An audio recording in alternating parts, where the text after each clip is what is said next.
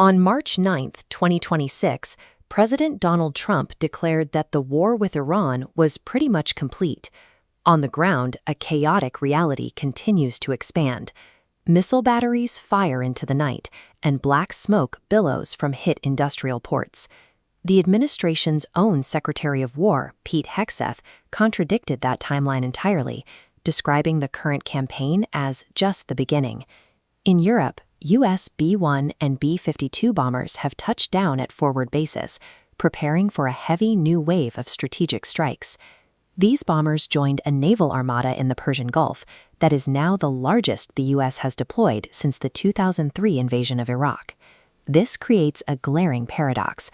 Washington's political messaging projects a finished conflict, but their military movements show a superpower bracing for a massive, protracted war. The war began on February 28 with Operation Epic Fury, a joint U.S.-Israeli preemptive strike designed to force immediate regime change. The opening salvos targeted the heart of the Iranian state. The Decapitation Strike successfully assassinated Supreme Leader Ali Khamenei and leveled the National Security Council. Simultaneously, joint forces struck Iran's nuclear infrastructure, including the Bushehr power plant, to neutralize the country's atomic program in a single day. Within the first 72 hours, Iran's conventional air power, its navy, and its major missile launch sites had been effectively neutralized. Operation Epic Fury achieved every tactical goal on the checklist. It removed the leadership and crippled the military, but it failed to actually end the conflict. Washington calculated the completeness of the war by the number of high-value targets destroyed. They assumed that a headless military would simply stop fighting.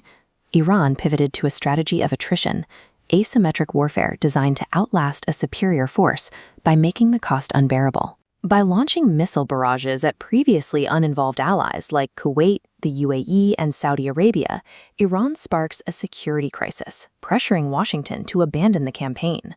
Then, Iran activated its proxies. Hezbollah opened a massive front on Israel's northern border, drawing the IDF into a grueling ground incursion in Lebanon. By turning a contained strike into a chaotic, multi-front war, the strategy of attrition nullifies U.S. military superiority. It converts a battle of technology into a battle of endurance. The third prong of Iran's strategy targets the global economy, using trade as leverage to force Washington to the negotiating table. By closing the Strait of Hormuz, sinking commercial tankers, and hitting regional refineries, Iran has effectively throttled the world's most vital energy corridor. This chart shows the fallout. As supply routes were cut, global oil prices entered a vertical spike, rapidly crossing the $114 a barrel threshold. The shock waves hit every sector. Stock markets became volatile, international aviation stalled, and global supply chains panicked. This economic disruption provides Iran with ultimate leverage. It ensures that the financial cost of a complete war eventually becomes higher than the West is willing to pay. Assessing the state of Tehran today reveals the gap between Washington's plans and the domestic reality. The Decapitation Strike failed to trigger a collapse. A hardline successor, Mojtaba Khamenei, assumed power immediately, while the Revolutionary Guard maintained total control over the war strategy. The cost to civilians has been devastating. Thousands killed, hospitals hit, and a nationwide internet blackout has severed Iran from the outside world.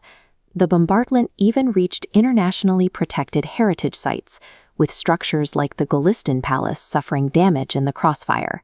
Inside Iran, the result is ruin and entrenched hardline control.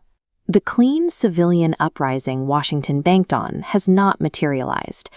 This evidence brings us back to the claim that the war is complete. In reality, the regional and economic escalation is only accelerating. Decapitating a government through airstrikes rarely triggers an immediate or clean transition of power. A decentralized, asymmetric adversary calculates victory through survival and the capacity to inflict continuous, exhausting costs on its enemy. By attempting to definitively end the Iranian threat in a matter of days, the U.S. and Israel inadvertently triggered the one scenario they wanted to avoid: an uncontainable and protracted regional war.